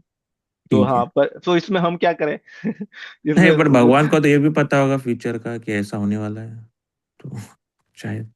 हाँ हाँ, उनको तो हाँ, क्योंकि उनकी सृष्टि है, तो हम्म, उनको तो पता है ना। इसमें ये देखते हैं, जैसे अगर आप देखें, महाभारत का युद्ध कब हुआ, है ना, इसमें हमारा उत्तर मिल जाएगा। हम्म, कुरुक्षेत्र में युद्ध कब हुआ, आरंभ कब हुआ? क्योंकि ये जो डिस्प्यूट चल रहा था वो तो बहुत पहले से चल रहा था, है ना। बराबर, अ, बराबर। द्रौपदी जी का जब वस्त्राहरण करके उनको अपमान किया, फिर उसके पहले पांडवों को विष दिया गया, भीम को विष दिया गया, और लक्षागृह में उनको जलाने का प्रयास किया गया, ऐसे बहुत सारे प्रयास किए गए उनकी, उनका नाश करने के लिए। तो प्रॉब्लम्स तो वहां वहां भी चल रहे थे। तो तब तक क्यों प्रतीक्षा की हम्म, भगवान ने, है ना। एक प्रश्न ये बराबर। भी आ सकता है, पहले ही कर देते, पहले ही हाँ। इन सबका वध कर देते। नहीं, वो देखना चाहते थे, उनको क्लियर देखना था कि इस पक्ष में कौन है, इस पक्ष में कौन है ना। कुरुक्षेत्र में जब पहुंचे तो पूरा क्लियर हो गया, ये धर्म हम्म, का पक्ष है, ये विधर्म का पक्ष है, अधर्म का पक्ष है ना। वो खिचड़ी नहीं रहा तब फिर, है ना, वो हम्म, सब अलग अलग हो गए। तो अभी आसान है, ये सामने वाले उनको मारना है, ये हमारे वाले हैं, ना? अभी वो परिस्थिति बराबर। नहीं आई ना। अभी हम्म, पूरा ऐसा हमारा पूरा घुल मिल गया है हमारे अंदर ही। हम हो सकता है कि 10% धर्म का पालन करें, हम्म, 80% नहीं कर रहे हैं, 90% नहीं कर रहे हैं, तो पूरा खिचड़ी चल रहा है अभी हमारा। जब पूरा एकदम क्लियर हो जाएगा, है ना, जैसे वो गेहूं में से जो कंकर निकालते हैं, तो हम्म, पूरा कंकर कंकर एक साइड, गेहूं गेहूं एक साइड हो जाएगा, तब फिर वो आएंगे साफ करने के लिए हम्म, ना। और बराबर। इसमें फिर ये नहीं रहेगा कि इनके पक्ष में तो सिर्फ इतने ही लोग हैं, इनके पक्ष में ज्यादा है। हम्म, महाभारत के युद्ध में पांडवों के पक्ष में 7 अक्षौणी सेना थी, कौरवों के पक्ष में 11 है ना। बराबर। तो फिर उसमें संख्या का महत्व नहीं है, पर एक बार उनको लग जाए कि हाँ चलो, अभी ये लोग धर्म के पक्ष में है पूर्ण रूप से, और ये अधर्म के पक्ष में है ना? तो वो अभी परिस्थिति नहीं है, अभी सब कुछ बेलसेल चल रहा है अभी, बराबर। है ना। जी अच्छी कविता तरह जी। से। जी तो लेकिन भगवान ने ही इंसान को बनाया है ना, तो फिर मतलब ये राग द्वेष वगैरह वो सब अपने बॉडी में नेचुरली है ही ना, मतलब जब आता है तो ऐसे ही बोलते हैं ना कि अरे गुस्सा तो जी आएगा ही, जी वो तो सब होगा ही, तो फिर ऐसे कॉन्फ्लिक्ट नहीं लग रहा है ऐसे। हाँ जी। तो भगवान ने मनुष्य को बनाया, और मनुष्य को बनाने के बाद उनको स्वतंत्रता दे दी, फ्रीडम दे दिया, है ना। आपके पास राग है, आपके आपके पास द्वेष है, आपके पास विषय है, इंद्रिया है, मन है, बुद्धि है, चित्त है, अहंकार है, सब कुछ है आपके पास। अभी आप पे है, आप इसका उपयोग कैसे करते हो, या आप इसका दुरुपयोग कैसे करते हो ना। ये सारे हमारे पास संसाधन है, रिसोर्सिस है ना। इसका हम उपयोग भी कर सकते हैं, या उपभोग भी कर सकते हैं, या दुरुपयोग भी कर सकते हैं। वो उन्होंने हम पे छोड़ा ना। वो इतने अच्छे पिता है, लिबरल पिता है वो, है ना। हमें छूट दे दी कि ये आपका संसार है, ये फील्ड है, ग्रीन फील्ड, और आपको इतनी चीजें दी है, अभी आप इसको बनाओ या बिगाड़ो, वो आप पे है ना। ये उन्होंने एक खेल बना दिया। अगर आप ये नियम बना दिए, खेल होता है तो खेल के नियम होते हैं ना, और खेल होता है तो खिलाड़ी होते हैं। तो हम सब खिलाड़ी हैं, और खेल में कुछ चीजें होती है जो हमें दी जाती है। जैसे क्रिकेट चल रहा है तो अगर बॉल और बैट और इत्यादि है, तो हमारे खेल में हमें बुद्धि दी गई, हमें ये इंद्रियां दी दी गई, मन दिया गया, है ना, सारी चीजें हमें दी गई। खेल के नियम बताए गए कि आपका ये नियम है। जैसे कर्म का नियम है, धर्म का नियम है ना, ये सारे नियम है। अभी आप ये करोगे तो आपको ये मिलेगा, ये करोगे तो आपको ये मिलेगा। तो ये सारी चीजें निश्चित कर दी गई है।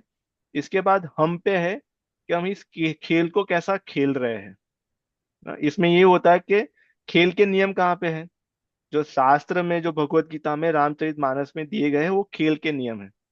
अगर हम खेल के नियम ही नहीं पता और हम खेल खेल रहे हैं ना, यही परिस्थिति आज देखने में आ रही है कि किसी को कुछ पता नहीं है, बस जा रहे हैं, अपने जीवन को जी रहे हैं ना। उनको पता नहीं है कि ये क्यों कर रहे हैं। बहुत सारे लोग बहुत सारी चीजें अपने जीवन में करते हैं, बहुत लंबे समय तक करते हैं, पर उनको ये नहीं पता होता कि क्यों कर रहे हैं ना। उनका वाई नहीं होता, उनके जीवन का उद्देश्य नहीं होता, उनके जीवन का पर्पस नहीं होता। क्यों? क्योंकि उनको नियम ही नहीं पता। जब नियम पता चलता है तब लगता है कि नहीं, इस खेल को हमें ऐसे खेलना चाहिए, है ना। तो राग द्वेष और काम क्रोध लोभ मद मोह मत्सर्य, ये सब हमें क्यों दिया गया? ये सब पार्ट ऑफ द पैकेज ना। जैसे हम घर बनाते हैं, तो घर में पूजा घर भी होता है, एक पूजा का कमरा होता है भगवान का, है ना।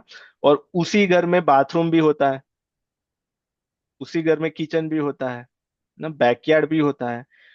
तो वहां पे भी हम कह सकते थे कि नहीं, बाथरूम इतना अच्छा नहीं है तो उसको निकाल दो, नहीं, उसकी भी आवश्यकता है। अगर घर को, अगर हमें देखना है पूर्ण रूप से, तो उस घर में बाथरूम भी चाहिए, भगवान का कमरा भी चाहिए, और किचन भी चाहिए, है ना। ऐसे संसार में भगवान ने धर्म भी बनाया है, अधर्म भी बनाया है ना। बनाया तो उन्होंने पूरा, क्योंकि ये जो सृष्टि है वो कंप्लीट है ना। ये जो अनंत सृष्टि है हमारी, वो पूर्ण है। तो पूर्णता में धर्म भी आएगा, अधर्म भी आएगा, पाप भी आएगा, पुण्य भी आएगा, राग द्वेष अनुराग और प्रेम सब होगा। इस पे हमें अभी निश्चय हमें करना है कि हम इसमें से क्या चुनते हैं, है ना। जैसे खेत हमें दिया गया हो, जैसे पहले के लोग खेती करते थे, तो हमें दो प्रकार के बीज दिए गए हो, एक बीज आम का हो और एक बीज बबूल का हो। तो वो हम पे है कि हम कौन सा बीज डालते हैं, है ना। हम आम उगाते हैं या अपने जीवन में अधर्म उगाते हैं, वो हमारे पे निर्भर करता है। ये स्वतंत्रता हम हमें दी गई है भगवान ने। ओके।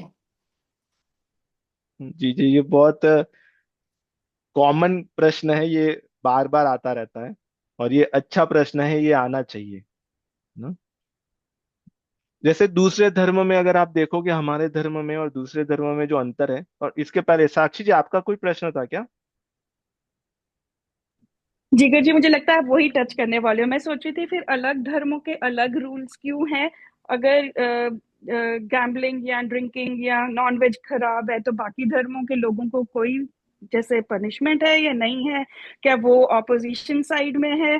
जब महाभारत की स्पेस में अगर सोचा जाए तो वो सामने वाली पार्टी है और हम इस साइड है। तो बस यही थॉट आ रही थी कि अलग जी धर्म के फिर अलग रूल क्यों हैं?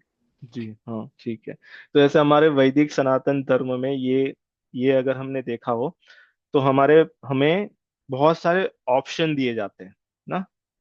हमारे सिर पे कोई गन लेके खड़ा नहीं होता कि आपको ये करना ही पड़ेगा, अगर आप ये नहीं करोगे तो आप यहाँ पे जाओगे, आपको यहाँ पे इतनी सजा दी जाएगी। जैसे दूसरे धर्मों में आप देखोगे, वेस्टर्न जितने भी रिलीजन है, उसमें कुछ क्या बोलते हैं उसको, कमांडमेंट्स, है ना, कमांडमेंट्स होते हैं, ये 10-12, आपको यही करना है। आपको एक एक सीमित, एक कंट्रोल फ्रेमवर्क होगा, अब उसमें से बाहर नहीं आ सकते।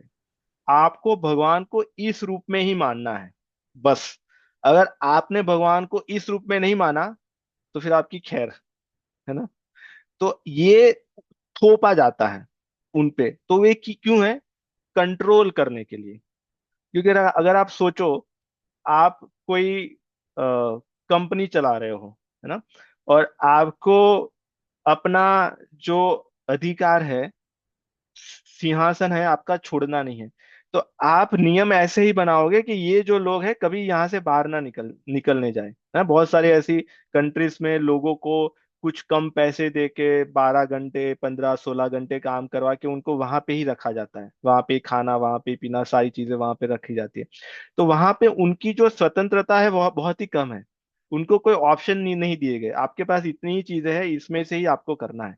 इसके अलग आपने अगर कुछ किया तो फिर आप जहन्नुम में जाओगे, यहाँ पे जाओगे, वहां पे जाओगे।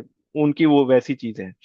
हमारे में पूरी डेमोक्रेसी है ना, पूरी स्वतंत्रता है। आपको भगवान को मानना है, मानो। निर्गुण रूप में मानना है, निर्गुण रूप में मानो। सगुण रूप में मानना है, सगुण रूप में मानो। भक्ति करनी है, करो। ज्ञान योग पे चलना है, करो। ध्यान योग पे चलना है, करो। मेडिटेशन करना है, कर सकते हो। मुझे सिर्फ भगवान की पूजा करने में अच्छा लगता है तो पूजा करो, है ना। मुझे सिर्फ भगवान का नाम जप करने को अच्छा लगता है तो वो करो। तो इसमें हमें सब तरह से ओपन रखा गया है। आपकी रुचि जहां पे हो, वैसे आप भगवान को भज सकते हो। ये हमारे सनातन धर्म की सुंदरता है ना, क्योंकि इसमें स्वतंत्रता है, क्योंकि सबकी रुचि अलग अलग हो सकती है। और भगवान ने पूरी सृष्टि को वैसे ही बनाई है ना। हम ये नहीं कह सकते कि पूरी सृष्टि में एक ही कलर हो, है ना, या पूरी सृष्टि में सिर्फ एक ही सीजन हो, एक ही फल हो, एक ही फूल हो। ऐसा संभव ही नहीं है प्रकृति में। तो फिर हमारे जो स्वभाव है वो एक कैसे हो सकता है? हम कैसे कह सकते हैं कि सबको भगवान को शिव रूप में ही मानना है? अगर कोई राम रूप में मानेगा तो फिर उसको सजा होगी, है ना। ये हमारे सनातन धर्म की सुंदरता है। आप जो चाहो उस रूप में भगवान को मान सकते हो। आवश्यक है भगवान को मानना, आवश्यक है अपने जीवन को सुधारना, ना। आवश्यक है राग द्वेष, पाप और अधर्म से दूर रहना, ये आवश्यक है।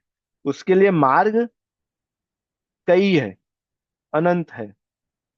तो ये जो सुंदरता है, इसलिए अगर आप अगर अभी आप देखोगे, बहुत सारी संस्कृति जो ऐसी थी जो सिर्फ किताबों में रह गई, है ना। जैसे यहाँ पे मैक्सिको में कोई मायन या ऐसी संस्कृति का आता है, ग्रीक की संस्कृति कहाँ गई वो, है ना, सिर्फ किताबों में रह गई।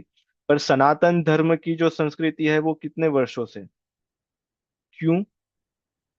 क्योंकि वो, उसको कोई दबा नहीं सकता। अगर आप इसको एक जगह से दबाओगे तो वो दूसरी जगह से निकल जाएगी, स्फुरित हो जाएगी ना। जैसे कुछ प्लांट्स होते हैं, वो अगर उनके पास जगह नहीं है तो वो जो इमारतें होती है वहां से उगने लगते हैं ना।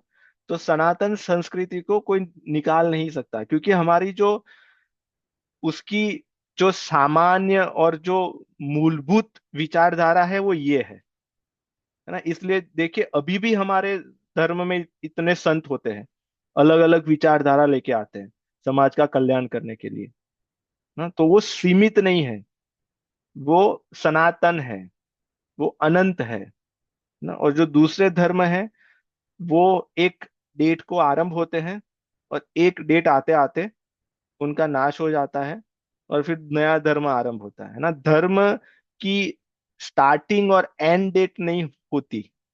इसलिए सनातन धर्म की स्टार्टिंग डेट क्या है, कब सनातन धर्म आरंभ हुआ है ना, कोई नहीं कह सकता। किसने आरंभ किया, कोई नहीं कह सकता कब। तो जिसकी अगर स्टार्ट डेट नहीं है तो उसकी एंड डेट भी नहीं होगी, तो इसलिए वो अनंत है। तो ये विशेषता है हमारे सनातन धर्म में। और जो दूसरे जो जिसको अपने धर्म मानते हैं, तो अ, एक तो ये था। और दूसरा आपने जो कहा दूसरी चीजें, हाँ दूसरी चीजें उनमें भी आती है कि आपको चोरी नहीं करनी चाहिए, ये नहीं करनी चाहिए, वो नहीं करनी चाहिए। पर उसमें उन्होंने कुछ जगह पे लूप होल निकाल दिए, है ना। कि आप इस दिन को इतने बजे इसको काटोगे तो वो आपके लिए पाप नहीं है, वो पुण्य है ना। अभी वो इसमें आप क्यों नहीं पूछ सकते उनको, है ना। वहां पे आप प्रश्न नहीं पूछ सकते क्योंकि वो प्रश्न पूछने का स्कोप नहीं है वहां पे। हमारे सनातन धर्म में सब जगह पे प्रश्न उत्तर चल रहे हैं। यहाँ पे अर्जुन जी प्रश्न पूछ रहे हैं, भगवान जी उत्तर दे रहे हैं, है ना। भगवान को प्रश्न पूछ रहे हैं। प्रश्न पूछने के बाद उत्तर के बाद वो संतुष्ट नहीं होते तो फिर से पूछ रहे हैं, ऐसा क्यों, है ना। ये ऑप्शन दूसरी जगह पे नहीं मिलेगा। वहां पे तो जो कहा गया आपको मानना है ना। या तो माई वे और क्या बोलते हैं हाईवे स्काईवे, है ना। वो दो ही ऑप्शन है। यहाँ पे ऐसा नहीं है ना। यहाँ पे चर्चाएं होती है, यहाँ पे शास्त्रार्थ होते हैं, यहाँ पे गोष्ठी होती है। आप पूछ सकते हो। आप के पास इतनी लिबर्टी है कि आप कहोगे मैं नहीं मानूंगा, ठीक है ना। वो भी वेलकम।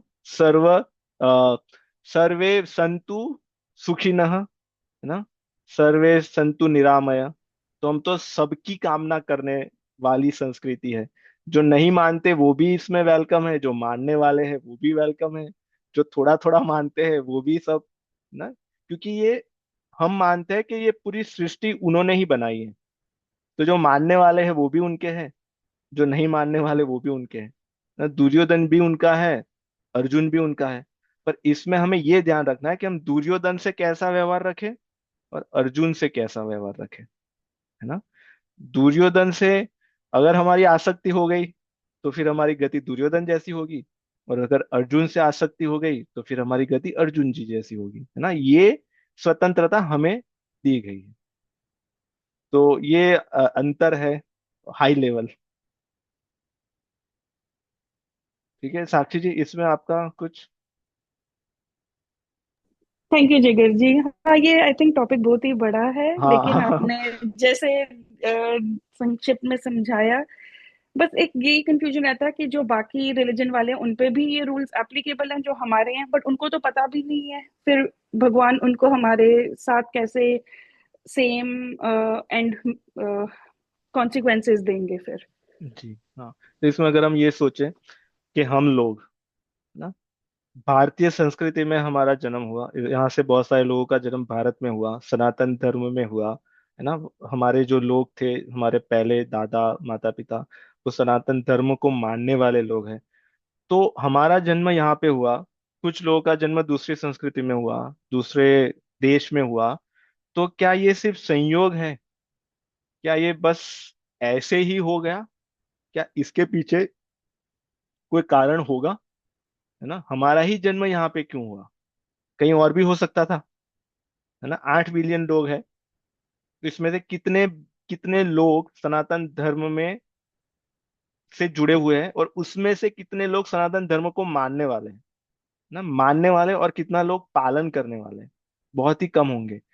तो हम ही क्यों, दूसरे भी आ सकते थे। और जो दूसरे लोग जो हमें दिख रहे हैं, जो नहीं सनातन धर्म से युक्त है, दूर है, वो वहां पे क्यों आए ना। क्योंकि हमारी पहले की यात्रा और उनकी भी पहले की यात्रा, हमारा जो पहले का जो भी प्रारब्ध, जो कर्म किए हैं, जो फल है ना, जो हमने पहले इच्छाएं की है, कि हमें अगर इस जन्म में हमने बहुत इच्छा की, और ये भी नियम है, ये सिद्धांत है, कोई कहीं ना कहीं तो ये श्लोक आएगा। अगर हमने ये इच्छा की कि नहीं, हमें तो ऐसे समाज में रहना है जहां पे मैं जो चाहूं कर सकूं, जो मन में आए कर सकूं, है ना, जो मन में आए खा सकूं, है ना, तो वो इच्छा का ध्यान रखा जाएगा, वो कहीं लिखी जाएगी कि भाई हाँ, इनकी ये इच्छा है, इन्होंने ये इच्छा की है और ये बार बार इसके बारे में चिंतन करते हैं, तो इनको ये देना चाहिए। फिर जब आगे जाके ऐसा संयोग आएगा, तब हम भी ऐसे समाज में आएंगे जहाँ पे आसपास वैसे ही लोग रहेंगे, जो इच्छा करे खाने वाले, जो इच्छा करे करने वाले, ना। तो फिर हमारी भी स्थिति वैसी होगी। तो आज जिन लोग वैसी स्थिति में हैं, वो अचानक से, बिना कारण, रैंडमली नहीं आए, ना। उनकी इच्छाएं वही वहां पहले रही होगी, उनके कर्म वैसे रहे होंगे, इसलिए वो वहां यहाँ पे आए हैं। तो यहाँ पे वो अपने प्रारब्ध को काट रहे हैं, है ना। जैसे उनका प्रारब्ध कट जाएगा, और इस जन्म में जैसे बहुत सारे लोग यहाँ पे हैं जो हमारी संस्कृति से नहीं है, पर कहीं कभी उन्होंने देखा कि अरे दिवाली का कुछ चल रहा है, चलो मंदिर चले जाते हैं, है ना। मंदिर में आए, बस उनकी कोई इच्छा, उनको नहीं पता ये राम जी है कौन है, बस जाके ऐसे सब प्रणाम कर रहे थे, उन्होंने प्रणाम कर दिया, है ना।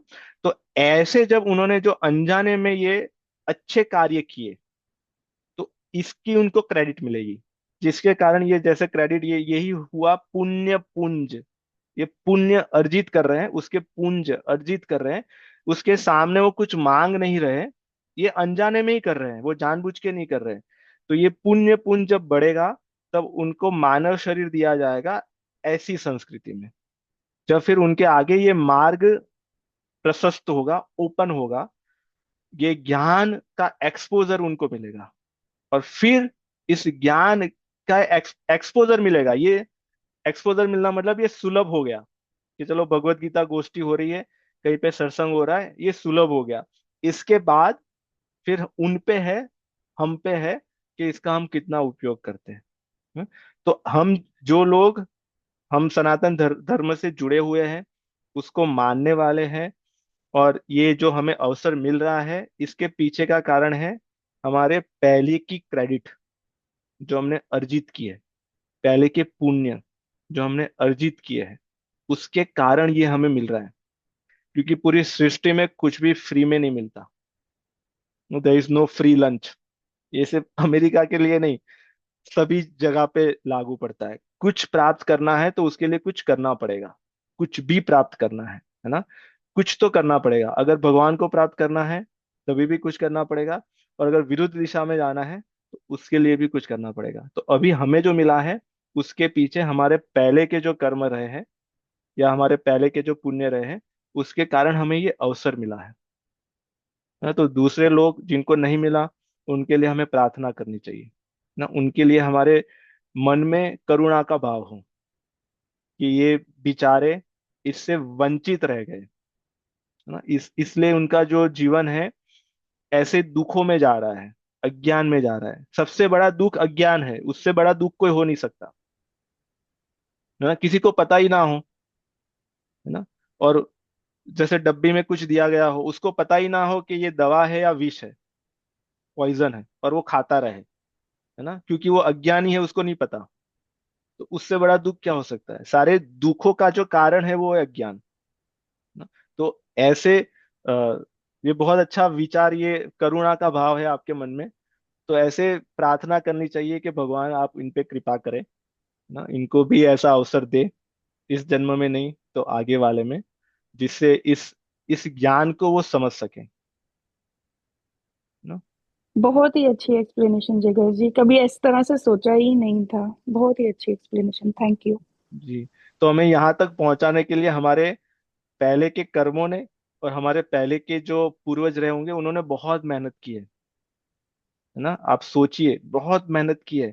हमारे पूर्वजों ने अपने, उनको दो चॉइस दी गई होगी, है ना, ज्यादातर। या तो आप इस सनातन धर्म को छोड़ दो, या तो आप अपना जीवन छोड़ दो, है ना। उन्होंने सनातन धर्म को नहीं छोड़ा, इसलिए आज हम यहाँ पे हैं, है ना। आज इसलिए हमें भगवत गीता में थोड़ी बहुत रुचि आ रही है, अगर उन्होंने छोड़ दिया होता तो उनके कारण हमें ये मिला है, ये हमारी विरासत में हमें मिला है। हो सकता है कि उन्होंने हमारे लिए बहुत सारी जमीन और बहुत सारे जेवरात छोड़ के ना गए हो ना, पर उससे भी जो कीमती है ये दे के गए हमें, हमारी सनातन संस्कृति दे के गए। जिन लोगों ने उस समय सनातन धर्म को छोड़ दिया ना, तो उन उनकी जो गति है या उनकी जो दिशा है वो बिल्कुल विरुद्ध विरुद्ध हो गई। तो हमारे पूर्वजों ने इसके लिए बहुत त्याग दिया है ना, इसके बाद हमें ये संभाल के उन्होंने ये दिया है। तो हमारा कर्तव्य क्या है फिर, है ना, हमारा कर्तव्य है कि इसका सम्मान हमें करना चाहिए। हमारा कर्तव्य है कि जो हमें मिला है इसको हम और बढ़ाए और फिर आगे की जनरेशन को दे, है ना। अगर हम नहीं देंगे इस ज्ञान, अगर हम वो नहीं देंगे तो फिर उनकी दिशा और उनकी गति भी वैसी होगी जो हमें समाज में दिखने में आ रही है ना। तो ये हमारा दायित्व, ये हमारी रिस्पॉन्सिबिलिटी है ना। तो जी हाँ, सपन जी। हाँ, मैं उसमें ही आपके आंसर में थोड़ा ऐड करना चाहूँगा, क्योंकि अभी रिसेंटली मैंने देखा है कि एक जो हॉलीवुड एक्ट्रेस है जूलिया रॉबर्ट्स, उसने भी अभी रिसेंटली सनातन धर्म में जुड़ी है। और बहुत सारे ऐसे लोग हैं जो हंगेरियन है, रशियन है, और बहुत सारे मतलब जो लोग हैं जो सनातन धर्म से बहुत जुड़ रहे हैं आजकल। जी वो समझ रहे हैं, वो जागृत हो रहे हैं। तो यहाँ पे एक और चीज जो है कि जो मतलब अपने जो आपने बताया कि अपने जो धर्म, रिलीजन और जो संप्रदाय है उससे बाउंड्री से तो थोड़ा बाहर जाके थोड़ा सोचता है, तो जब उसका जो विवेक जागृत होता है तब जाके थोड़े से जो प्रश्न जो आते हैं उनके अंदर, तब जी जाके वो थोड़ा सा आगे जाके बढ़ के उसके बाद में रिसर्च करते हैं। अब जो कि इंटरनेट अवेलेबल है तो सारी चीजें उपलब्ध भी हो जा रही है, और जाके वो आप प्रश्नों के जवाब भी मिल जा रहे हैं, और वो जाके वो उसको फॉलो भी कर रहे हैं। जी। और इसमें अगर देखो, अगर कोई भी व्यक्ति थोड़ा भी बुद्धिमान होगा ना, थोड़ा भी तार्किक होगा, थोड़ा भी लॉजिकल होगा, और वो प्रश्न की, वो विषय की तह तक जाने का प्रयास करेगा, है ना, तो उसके जितने भी प्रश्न होंगे, उसका उसकी जो संतुष्टि है वो यहाँ पे ही होगी, वो भगवत गीता में ही होगी, कहीं और नहीं हो सकती, है ना। किसी और का कोई भी पुस्तक उठा लीजिए, वहां पे अगर आप ये प्रश्न का उत्तर ढूंढने का प्रयास करोगे कि भाई ये सृष्टि क्यों है, हम क्यों हैं, हमारे जीवन का उद्देश्य क्या है, ये बहुत ही बेसिक फंडामेंटल क्वेश्चंस है, उनके आंसर नहीं है, है ना। साइंस के पास अगर आप देखोगे, आप गूगल भी करना, साइंस के जो टॉप 10 या 20 क्वेश्चंस है जो ओपन है, जो साइंस अभी तक उनके पास रोड मैप नहीं है, विजिबिलिटी नहीं है कि इसको कैसे सॉल्व करे, उसमें जो पहला जो क्वेश्चन है वो ये है कि ये पूरी जो एग्जिस्टेंस है वो किससे बना, इसका मटेरियल क्या है। उनको उसमें से सिर्फ 3 और 4% या ज्यादा से ज्यादा 5% ही पता है, क्योंकि वो 5% ऐसे मटेरियल है जो हमारे वो पीरियोडिक टेबल्स में थे, कैल्शियम, ऑक्सीजन, नाइट्रोजन, है ना। 5%, 95%। तो साइंस को ये भी नहीं पता कि ये हमारी पूरी सृष्टि किससे बनी है। This is very basic fundamental questions जहां पे हम रहते हैं, अपने जीवन को जीते हैं, है ना। तो अगर कुछ उस दृष्टि से देखेगा कि नहीं ऐसे तो कैसे हो सकता है, ये कहा, मुझे इसका उत्तर चाहिए। अगर किसी ने जीत पकड़ ली कि नहीं, मुझे ये प्रश्नों के उत्तर मुझे फाइंड करने हैं, तो उसका जो सॉल्यूशन है वो यहाँ पे आके ही होगा, और फिर यहाँ पे आके वो ठहर जाएंगे, रुक जाएंगे। इसलिए जो जिन लोगों की आपने बात की, ऐसे बहुत सारे लोग हैं ना, जो यहाँ पे आने के बाद उनको लगता है कि नहीं, हाँ, ये पूरा 360 डिग्री है यहाँ पे, यहाँ पे सब कुछ, एवरीथिंग इज इंक्लूडेड, यहाँ पे कोई एक्सक्लूडेड नहीं है। क्योंकि आप सोचो, कोई भगवान ऐसे हो सकता है कि जो मुझे ही माने मैं उनको ही प्रेम करूंगा, जो मुझे नहीं माने उनको मैं प्रेम नहीं करूंगा, है ना। तो ये भगवान कैसे हुए फिर, ये तो मनुष्यों का स्वभाव है, ये राग द्वेष तो मनुष्यों में होता है, भगवान में थोड़ी ना होता है ना। इसलिए भगवान, हमारे शास्त्रों में कहीं नहीं लिखा गया कि जो शिव जी ऐसा कहते हैं कि जो मुझे ही मानेगा उनको ही मैं प्रेम करूंगा, जो राम जी को मानेगा उनको मैं शिक्षा दूंगा, इनको मैं नरक में भेजूंगा, ऐसा कहीं पे भी नहीं है ना। तो जो लोग ऐसा क्लेम करते हैं, वो लोग पहले भगवान को समझ ही नहीं पा रहे, भगवान क्या है ना, उनको समझ ही नहीं पा रहे। उन्होंने किसी और को ही डिफाइन करके भगवान की जो डेफिनेशन है उसको ही बदल दिया, कि जो लोग ऐसे कपड़े पहनेंगे, ऐसे बाल रखेंगे, वही हमारे लोग हैं, उनको ही हमारे भगवान वहां तक ले जाएंगे, दूसरे लोगों को नहीं ले जाएंगे। ऐसा कोई कर सकता है क्या?